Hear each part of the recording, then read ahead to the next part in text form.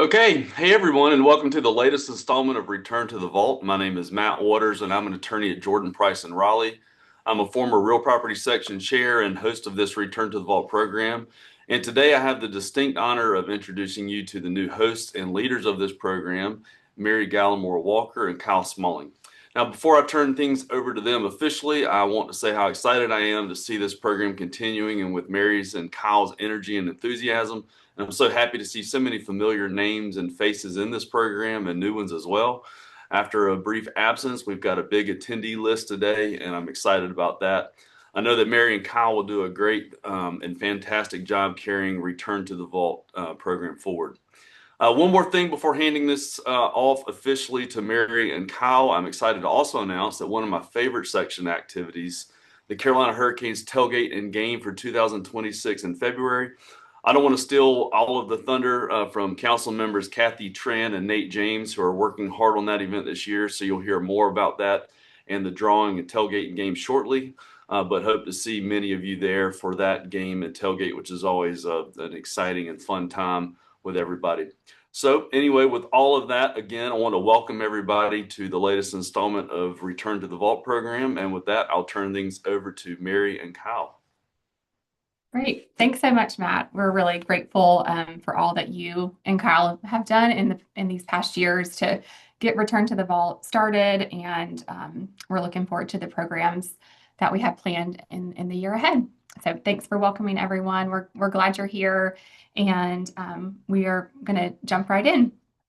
We have Amy Woods here to share with us today. She's the founder of IOLTA Consulting, where she helps law firms reduce risk and eliminate the stress of trust account management. She has over 20 years of trust account experience, a master's degree in accounting from NC State, and she helps attorneys stay compliant with their IOLTA trust requirements through reconciliations, escheating, audit preparation, and just practical guidance. She really walks alongside people.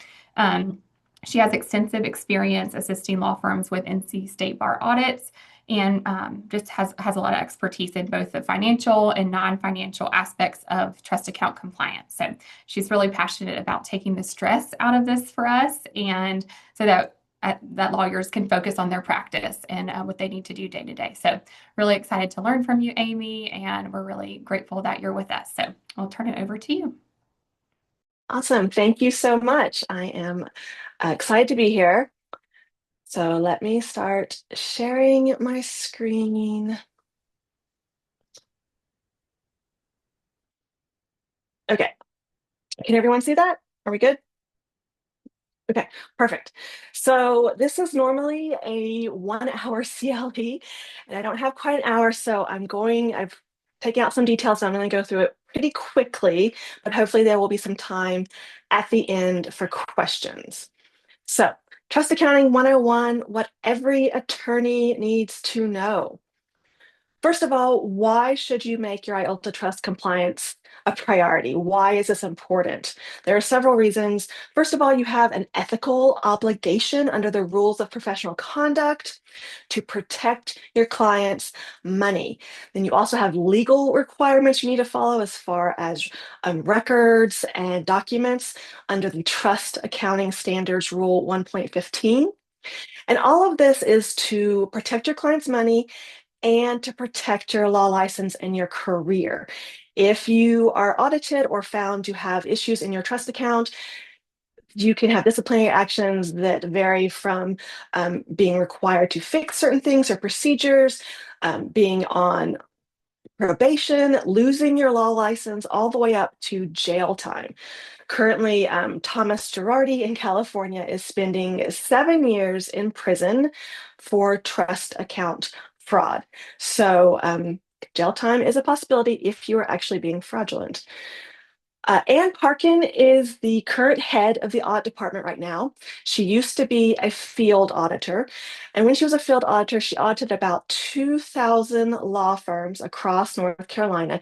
And out of those 2,000, she said about 1% or less was was in complete compliance. That means about 99% of the firms she audited were not in compliance. So I would say most of these firms felt very confident that they were following all the rules and the regulations and were probably surprised when they got audited and found out that they were not. One thing I like to emphasize is it is less expensive to stay in compliance than it is to go back and fix things later. It costs a lot more money to go back and have to clean up or to do a rushed effort to get ready for an audit. It's way easier to just stay in compliance. So today we're going to talk about what IOLTA is, how you set up an IOLTA account and maintain it, what is required as far as reporting, and then tips. IOLTA stands for Interest on Lawyers Trust Account. It's just a bank account, but it's a bank account that's legally required by the state for lawyers who receive trust funds. Trust funds is money that belongs to someone else other than the lawyer that has been put in the lawyer's control in connection with legal services.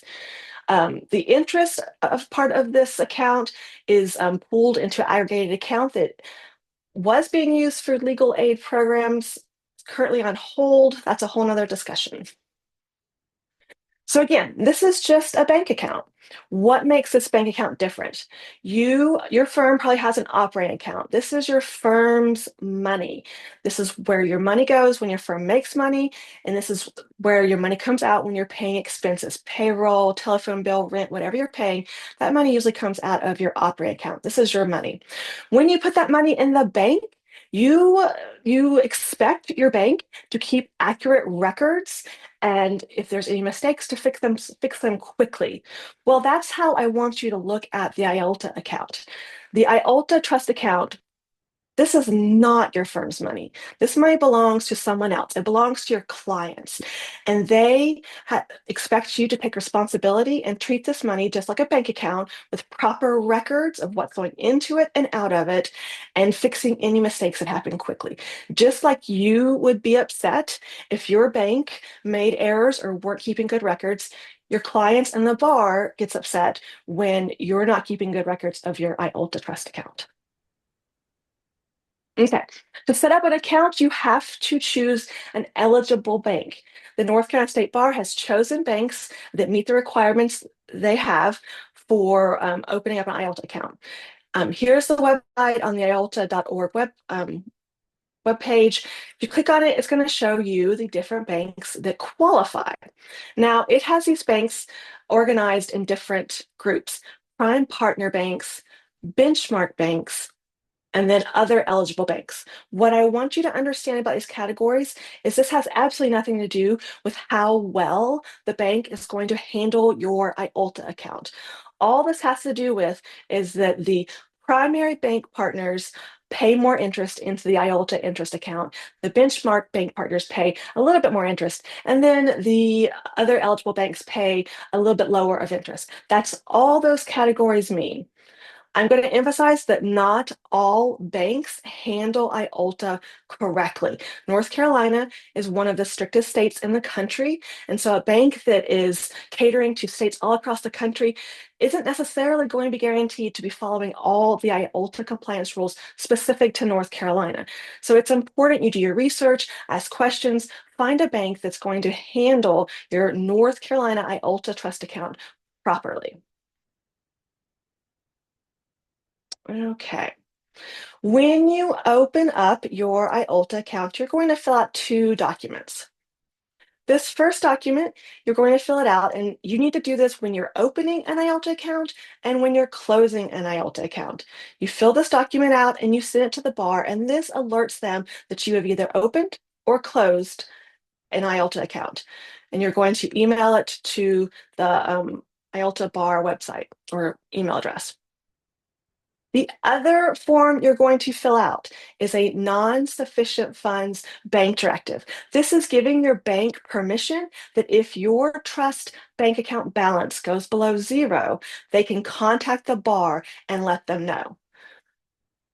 So again, you can find this document at the northcountybar.gov.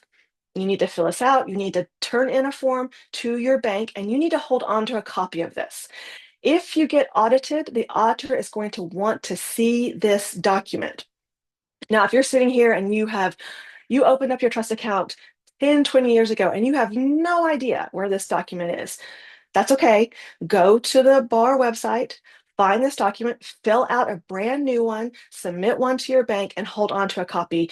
And that will get you covered if you do get audited. You just need to make sure you have this document and that it has been filed with your bank. Okay, what needs to go into your trust account and what should not go into your trust account? Unearned retainers go into your trust account. So when a client hires you and you are requesting a 5,000, 10,000, 20,000, whatever it is, retainer for future legal services, that money needs to go into your trust account.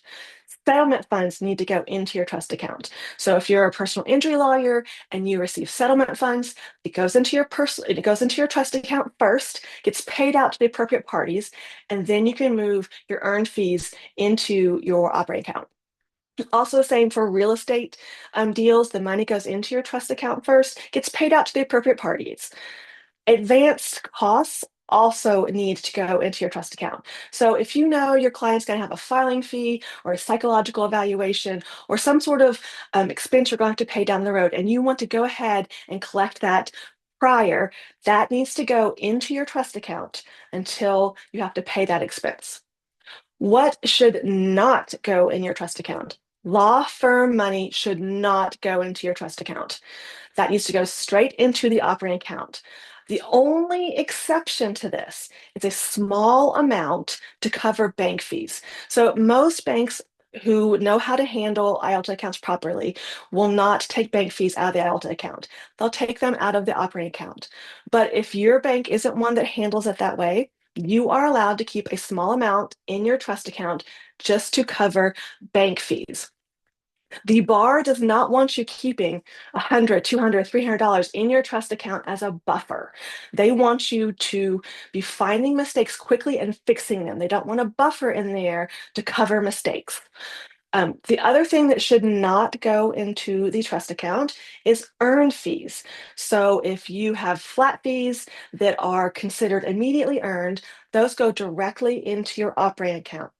Another thing that goes into your operating account, let's say you have billed a client $5,000 and they only have $3,000 in their trust account. So you're going to move that $3,000 from trust to operating as earned, but they still owe you $2,000. When they pay you that $2,000, that immediately goes into your operating account, not your trust account. Now, here's a caveat to that. Let's say they owe you $2,000, but you have more work you need to complete on their file. So you're requesting an additional retainer of $5,000 from them. I highly recommend that you request two separate payments for these. One payment for the $2,000, one payment for the $5,000 of additional retainer. That way you can put the $2,000 in operating and the $5,000 in your trust account. If they pay you the full amount in one transaction, the $7,000 in one transaction, that whole amount has to go into your trust account. And then you need to wait until that has cleared the bank before you can move the $2,000 that is already earned into your operating account. I'm going to emphasize wait until it's cleared the bank. I cannot tell you how many clients I work with who put money into the trust account and some of it was already owed to them, and they immediately move the money into their operating account, and either the check bounces or the credit card gets denied, and now they're sitting there and they're going to have to pay that $2,000 back into the trust account because it wasn't there to begin with. Please wait until the transaction clears your bank before you move any money into the operating account. The other thing that should not go into the trust account is personal funds. When can you pay yourself? So you have this money in the trust account and you've completed some work.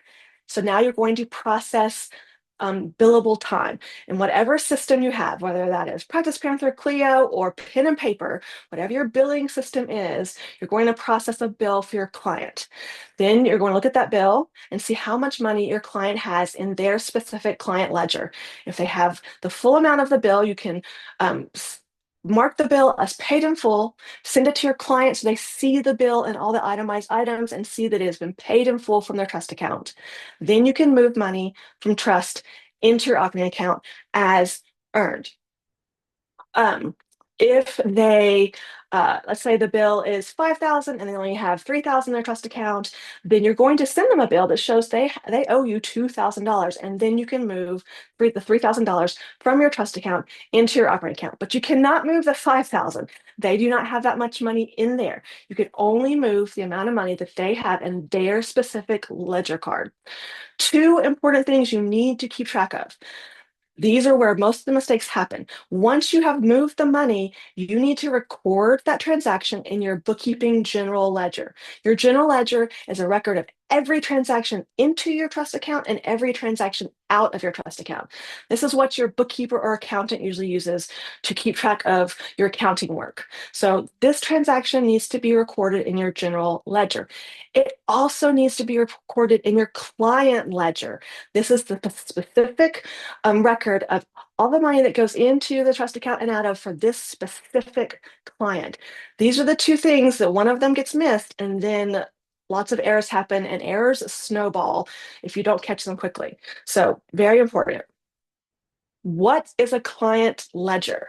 So your trust account, you may have $100,000 in your trust account, but that is made up of money that belongs to numerous different clients. Your client ledger is what's showing specific to this one client how much money in the trust account belongs to them. And it shows all the transactions that are going into that trust account for this specific client and what transactions are coming out of the trust account for this specific client. You can do this on pen and paper. You can do this in Excel. If you have Clio or Practice Panther or some other system, it does this for you. But this is an example of what a ledger card looks like. You're going to have your client name, matter numbers if you use them, and this is how this is going to work.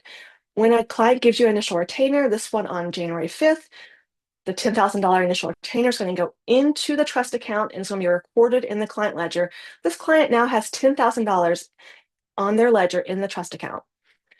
When you run billing and you have earned fees of $5,000, you're going to move $5,000 from trust account into operating for this client. So this client now only has $5,000 left in their trust account. Let's say there was a filing fee that you had to pay for this client. You're going to pay the filing fee of $200 out of the trust account and record this. This client now only has $4,800 in their trust account. Again, you run billing. On February 1st, there's $4,500 worth of earned fees. You're going to move that from trust to operating. Now this client only has $500 in their trust account. Let's say you're not done with this client. You're going to request additional retainer. On February 15th, they pay the additional retainer, $2,000 going into their trust ledger card. Now this client has $2,500 on their ledger card in the trust. So that's how a ledger card is supposed to work. Okay, every transaction identifies the client. On the right side of your screen, you see a deposit slip. Your deposit slip may look like this, it may look a little different. The key point is that if you are making physical deposits to a physical bank, you're taking checks to a bank, and you use a deposit slip like this, you need to be itemizing every payment in there by client. So if you have different checks that belong to different clients, each line should identify the client either by name or matter number and the check amount. If someone is paying you cash and it's more than one client, you need to write out each client and how much cash they specifically paid to you. I know there's a little box at the top that says cash deposits, and it's just one box, but you can't lump it all together. You have to itemize by client and show what each client paid you. If you are doing a check scanner or a mobile deposit where you take a picture with your phone, what you need to be doing is writing the name and or matter number on the face of the check before you send it through your check scanner or before you take a picture and mobile deposit it. Some people are like, well, why would I do that? The check's coming from them, so obviously their name's on it. Not necessarily. Sometimes family members pay a retainer. Sometimes a business pays a retainer. It is a good habit for you or your staff to get into to just automatically write down the matter number or the client name on the face of the check so that when that check gets deposited, that has been recorded and that money has been clearly identified that's going to that client's ledger. You need to be keeping some sort of copies or images of these deposited checks. So when you get your bank statement, it will have images of your clear checks with it, but it will not have images of your deposited checks. And you can go online and get images of your deposited checks from your bank portal, but sometimes your bank only has those online for like 12 months, 24 months, and you're supposed to be keeping these records for 6 years. So whether you keep the actual physical check in a folder file or whether you're scanning them and keeping that saved somewhere with your trust documents, you need to be keeping images of your deposited check. Okay, again, every transaction identifies the client. On every check that comes out of your trust account, you need to have in the memo line the client's name and or matter number and what it's for. It can be very simple, like earned fees, filing fees, psychological evaluation, or maybe it's a refund to the client, so you can just put trust refund. But you need to be identifying them on the face of the check. Oftentimes, checks come with the little slips at the bottom. So you have the check at the top, and then you have 2 slips at the bottom that you can remove. You cannot put that information on those slips at the bottom. It has to be on the face of the check.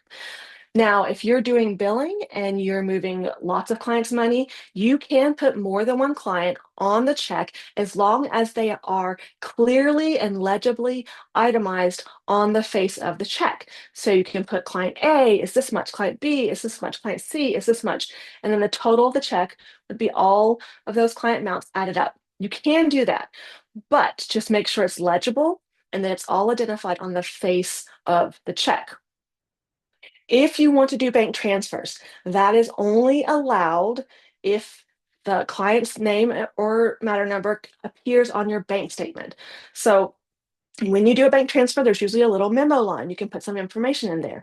Sometimes that memo line shows up on the bank statement, and sometimes that memo line is just for your record and does not. If that line does not show up on the bank statement, you cannot do bank transfers.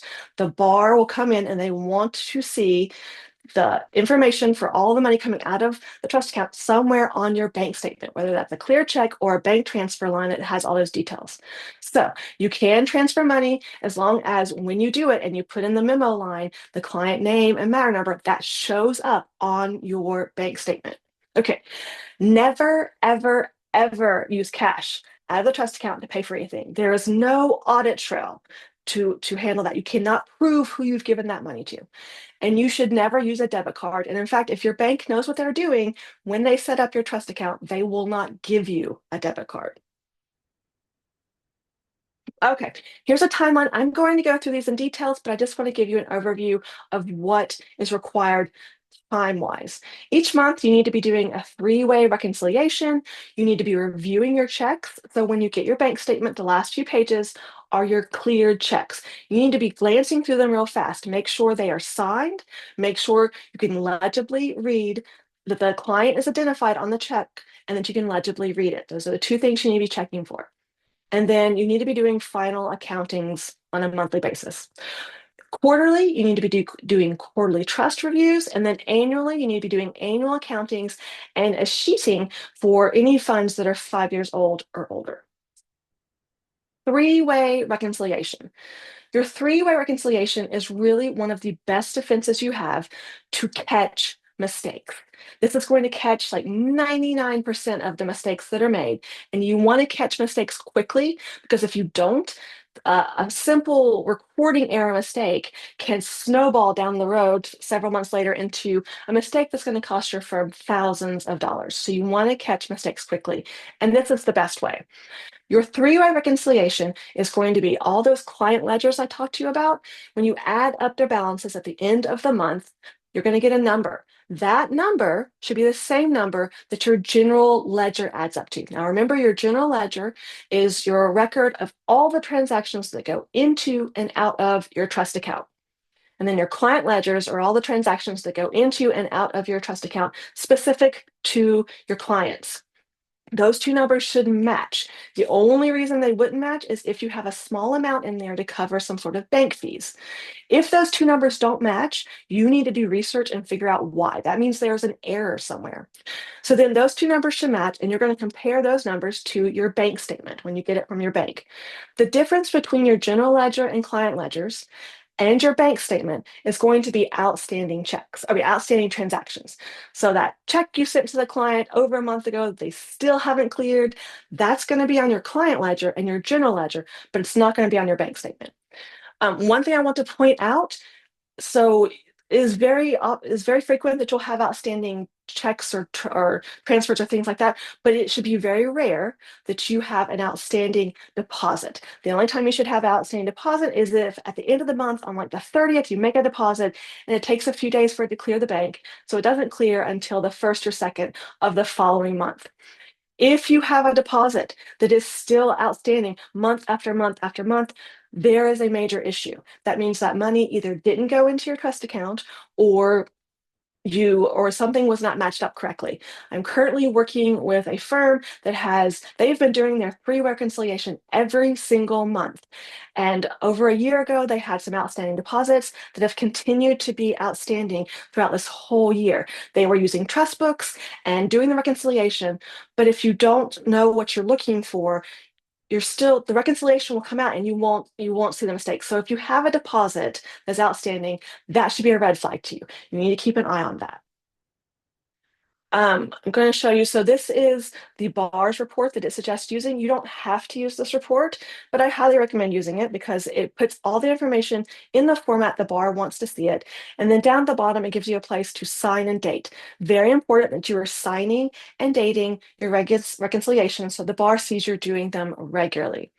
One suggestion I have for my clients, I have this report turned into an Excel spreadsheet, which makes it super easy to go in and just change the numbers that I need to each month, and then it adds everything up. So it makes it very fast. Okay, again, I want to emphasize, just because a bank is on the approved list does not mean it knows or follows all the rules. In North Carolina, you can only have 6 check images per page on your bank statement. Now, this picture is actually not even accurate. AI would not give me an accurate picture, so this is the best I could do. This actually should be front of your check, back of your check. Front of check, back of check, front of check, back of check. So you would actually only be able to see 3 separate checks on here. You would just see the front of the check and the back of the check. If your bank statement shows more than 6 images, it is not in compliance.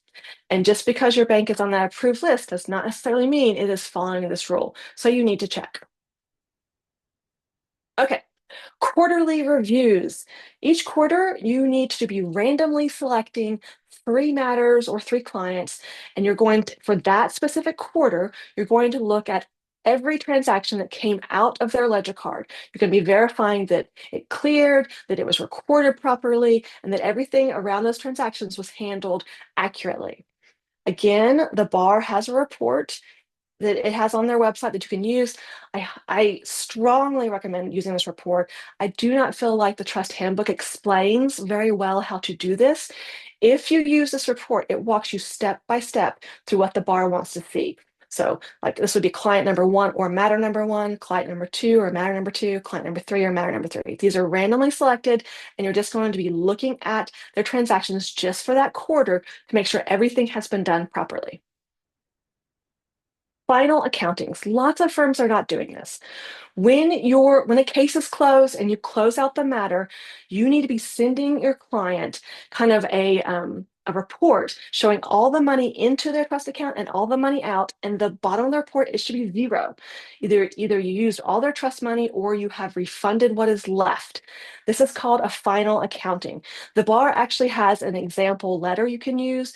You can either mail it to them or email it to them. But when a case is closed, you need to be sending them this report showing them, okay, this is all the money you had going in, this is all the money coming out, and now your balance is 0 and your case is closed. Annual accountings. If you have clients who have money in their trust funds for 12 months or longer and they have not had any transactions and you have not had any interaction with them, you need to be sending them a letter or a statement saying, Hey, we just want to remind you that you have money in a trust account with our firm. There, again, there is an example of the wording for this in the trust handbook on the bar's website. But, this does not have to be a rolling 12 months. So I would say just choose a date in the year, and every year on that date, look back 12 months, see who has money in their trust funds, who has not had transaction or had communication in the past 12 months, and send them this form or this letter that says, hey, you still have X amount of money in your trust funds with us. Okay, it's cheating. I could spend an entire hour on is cheating. And most firms are not doing this. And this is a big issue because if you get audited, not only can you get in trouble with the bar, but you get in trouble with the state treasurer. And the state treasurer can charge you penalties and interest for money you're not properly is cheating. Is cheating for North Carolina, every state is different, but for North Carolina, it's 5 years. If you have funds in your trust account that are 5 years old, and you can no longer get in touch with whoever that money belongs to, whether it's a vendor or a client, you've called them, you've emailed them, you've sent mail to the whatever address you have. If you cannot get in touch with them, those funds are considered abandoned and they need to be transferred over to the state treasurer. There is a whole process for this. And it is complicated, and I don't have time to get into the details right now. Please reach out to me or someone at the bar if you're concerned that you need to do a sheeting. I will tell you that if you're sitting there and you're like, oh, wow, I think I have funds that I haven't sheeted, and now I'm going to have penalties and interest, there is a program called voluntary disclosure where you can go to the state treasurer and say, hey, I haven't been doing this properly. Please forgive me and waive the penalties and interest. And I promise going forward, I will follow the rules and do this properly. And right now, I will submit all the funds to you that I should have submitted in the past. So that is called voluntary disclosure. And there's a whole process for walking through that so that you do not get charged penalties and interest. Okay. Um, Final tips and tips you need to know. Everyone who can move money or who can sign a trust check needs to have had a 1 hour trust accounting CLE. This goes beyond lawyers. Lawyers need to have it, but if you have a bookkeeper, if you have an office administrator or a staff member who can move money from trust to operating or who can sign a check, they have to have the 1 hour trust accounting CLE. Again, I'm going to emphasize wait until the transaction clears before you distribute money out of your trust account. This happens over and over and over again. Someone deposits a check or a credit card payment goes into your trust account, and you immediately either use that money to pay for something or move that money to your operating account. And then the transaction doesn't clear for whatever reason. And then, especially if you've paid that money to someone else, your firm is going to be responsible for returning that money back to the trust account. This happens all the time. In connection with this, beware of fraud and scams. Fraud and scams are so prevalent right now, particularly with someone giving you money into your trust account and saying, especially if someone is hurrying you along and saying, I need this to be, distributed out to these people very quickly.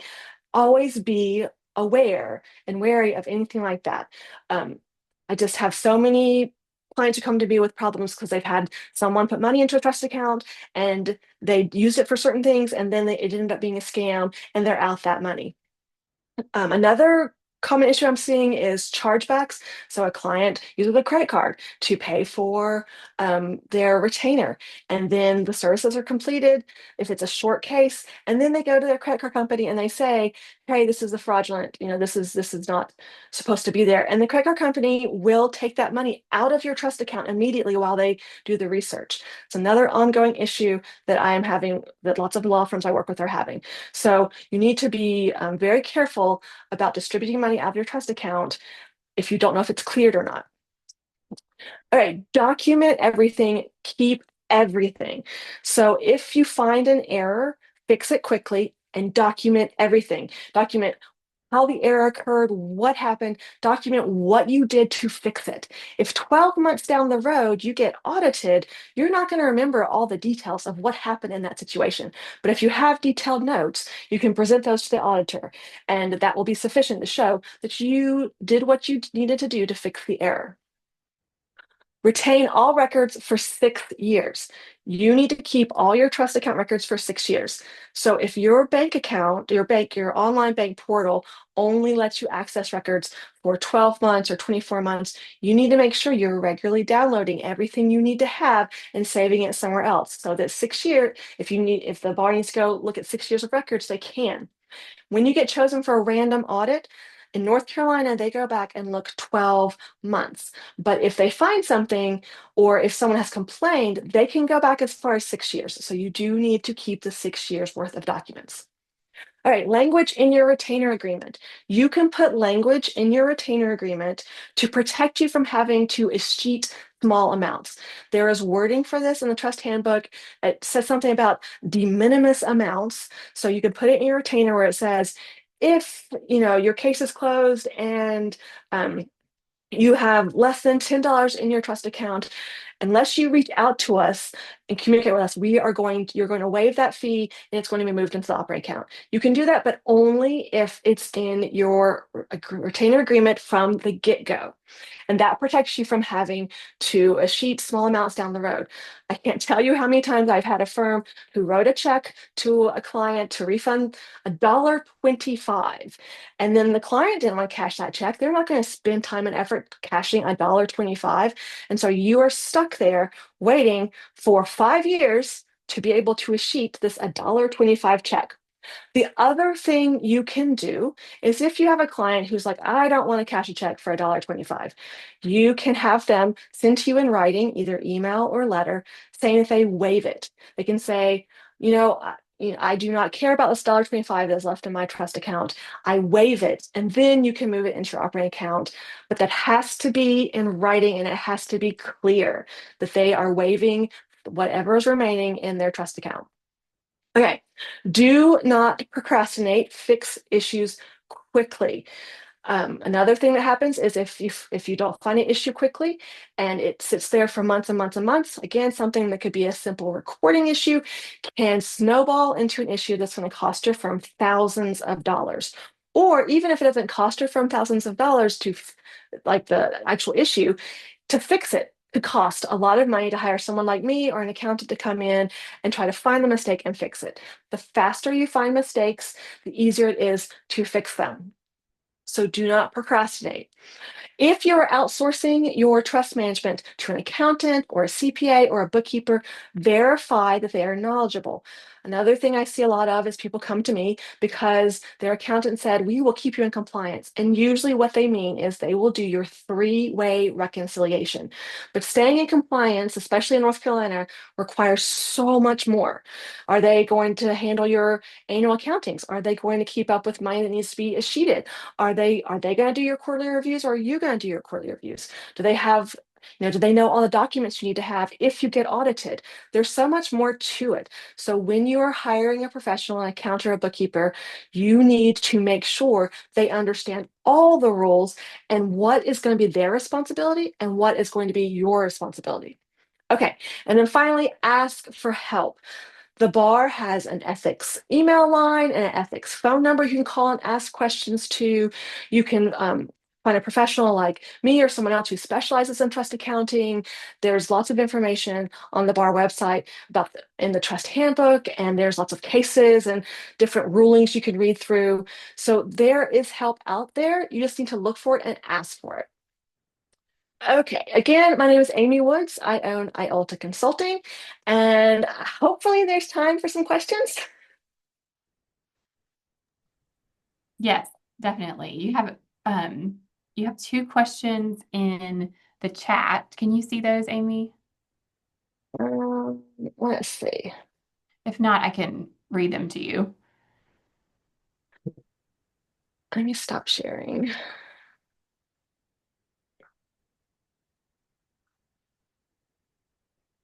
Okay. let's see, you had suggested that I use state bar form for monthly reconciliations, but when I got audited in 2021 and said she wanted my signature on the bank statements itself. Yes. So, okay.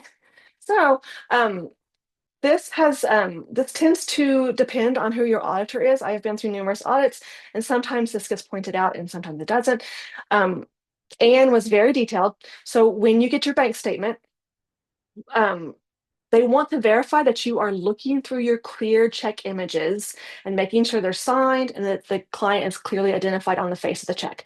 So one way to do that is to sign the your bank statement and date it. I have had where when you put your three-way reconciliation with all that information, that's kind of the same thing. You're signing your reconciliation and you have your bank statement behind it, and you're saying, I have looked through all of these documents. So last year I got audited, or one of the firms I work with got audited, and they were not signing the actual bank statement. They were signing the front page, which was their reconciliation, but it had all of their bank statement and information behind it, and that was sufficient. But if you want to for sure be on top of it, sign the pre-reconciliation, sign your bank statement, and that would take care of that. Was there another question?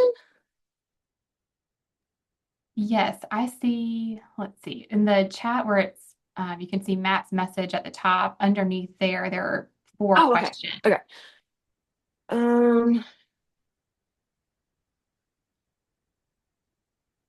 All right, I use voucher checks, keep the vouchers and the voucher's name and client against whose account the check is written.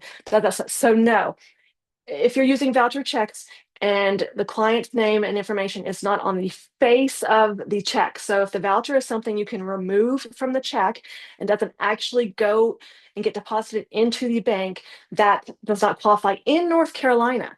In other states, you can use that. In other states, you can use a Excel spreadsheet that lists who specific itemizes who's included in that check. But in North Carolina, on the face of the check is where the clients and their amounts have to be itemized. So if it's on a voucher below the check, that does not meet compliance for North Carolina. Okay, regarding the 6 years of document retention, can that be digital or hard copies? Yes, it can be digital or hard copies. Yes. Are there any issues with North Carolina e-file fees being directly removed from IELTA account?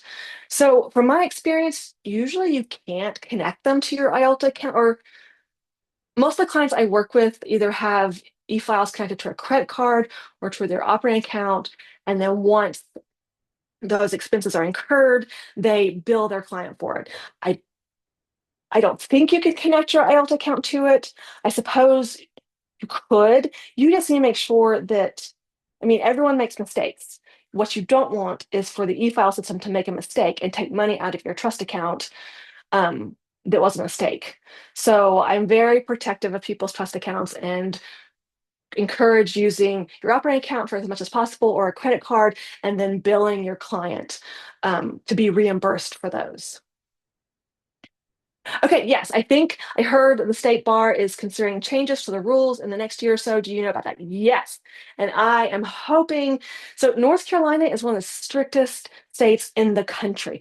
I'm hoping that they're going to make lots of changes that are going to make compliance easier and less burdensome to law firms. There's just so many hoops you have to jump through for North Carolina.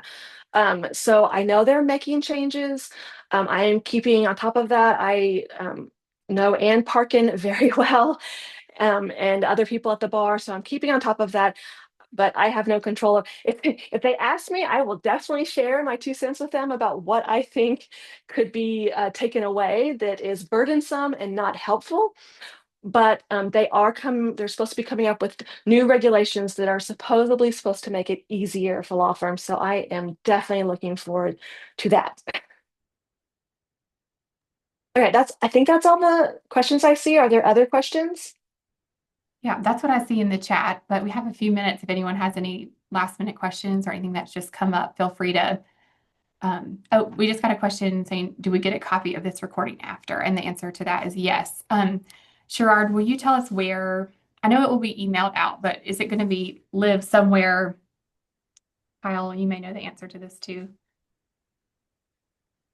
Yeah, and I think generally the historic return of the vaults, they'll be available through your real property section kind of portal with the bar association.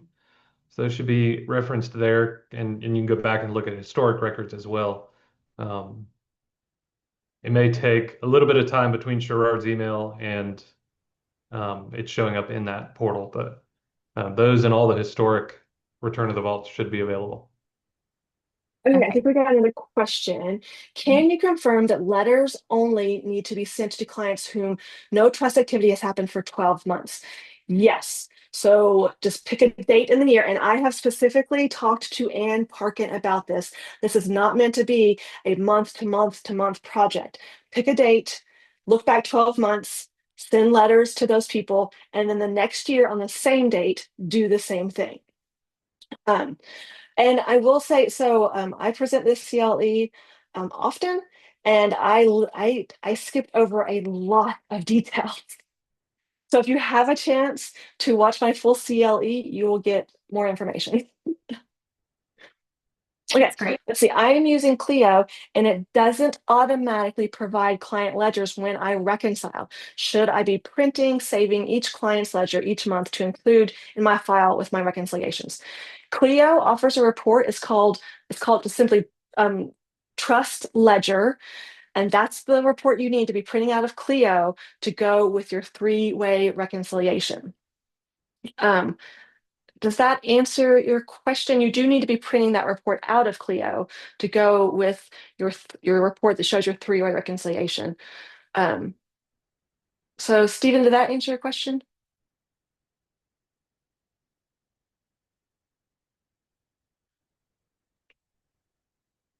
For your general ledger, so it says I print the trust reconciliation transactions, but it doesn't give from the general ledger, but doesn't give individual clients. Your general ledger and your client ledgers are two separate ledgers. So you'll need to print your general ledger to show every transaction going into and out of your trust account, and then you need to print a report with your client ledgers. Those are two different reports. Looks like maybe you have one. You want to take one more question Yeah. from Beth. Do you know what report to print from Wallow for client ledgers? I do not. I do not know that program. So I would call their customer service and specifically ask and say, um, for trust compliance, what report can I print that's going to give me an itemized list of my client ledger balances? Okay. Perfect. Thank you so much. I'm going to share Amy's information, her email address, website, phone number. So if you have further questions or you want to talk to Amy about helping you, look at your accounting, feel free to reach out to her. So thank you so much for being with us. We really appreciate just your time, your expertise, just for the time that you spent to prepare and to share with us. This was really helpful, and just this is so practical. I think especially just starting out in the new year, just to have a refresh of information and to make sure that we're following all these guidelines. So thank you so much. Um, Today's program is sponsored by the NCBA Real Property section. So each Return to the Vault will have a presenter and a sponsor, and the section today is making our giveaway happen. So I'm going to turn things over to Nate James and Kathy Tran. They are the co-chairs of the section social committee. So they have lots of fun things planned for us in the coming year, and they're going to tell you more about those things and the giveaway before we wrap things up. All right. Hey, everyone. How are you guys? Nate, do you want to go first on your oyster roast, or do you want me to take the Carolina stuff first? Sure, I'll go ahead for the oyster roast. So we are having a oyster roast, kind of a traditional down east oyster roast on Friday, January 30th. It'll run from 6 p.m. to 9 p.m. I believe Sherrard sent out a registration link, so please register there so we have an idea of head count for to make sure we have enough food for everyone and things of that nature. But it'll be a lot of fun. I mean, we like to get together and maybe drink a little bit, and one of our good friends is going to be playing music all night. Yep, Matt Waters just said. Chuck Phillips will be providing music for the evening, and he's always a good person to listen to. And we look forward to hosting everybody down east and show you how we live down here. So, if you have any questions or concerns, please contact myself or Kathy or Sherrard, and we look forward to having you down in Little Washington. So, Awesome. So I am going to first talk about the Carolina Hurricanes game that we are sponsoring with Old Republic, or Old Republic is sponsoring, but we're hosting for February 28th, Saturday. The tailgate starts at 4 p.m. Game starts at 7. They are playing the Red Wings that night. We're going to have a lot of food, drink, non-alcoholic, but it's going to be a good time. The last couple years that I've been, we've always had a good turnout.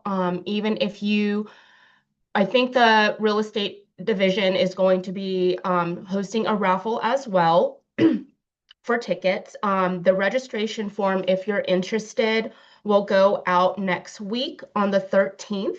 You'll sign up to be entered into the raffle. And on the 20th, Sherrard will do the electronic actual drawings for the tickets. And then once that is done, he will let me know, and then I will shoot out an email to all the winners to, let you guys know that you guys won a ticket. With that being said, if you don't go to the game, we would still love to have you come out to the tailgate.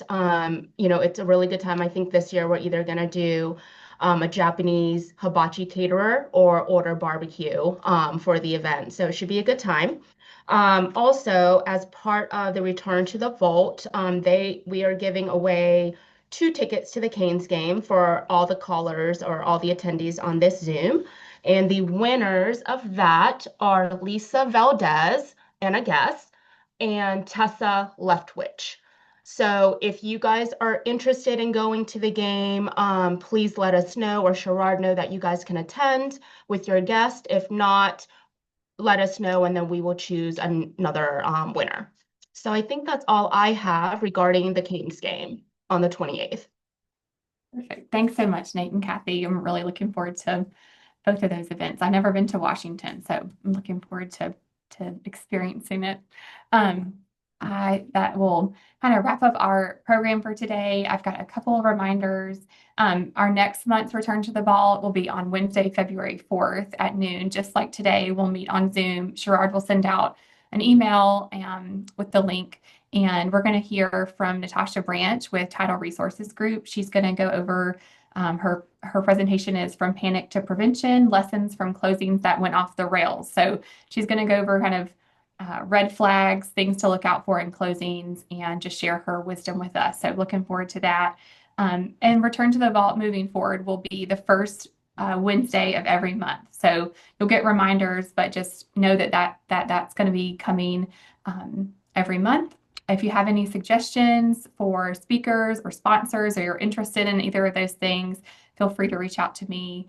Another 2 dates would be our Hot Topics in Real Property. That's our CLE that we do in February. It's on Friday, February 20th. You can attend in person in Cary at the Bar Center, or there's a live webcast as well. So there's a registration link on the bar site, and it's this kind of shows you the different topics, but I'm looking forward to that.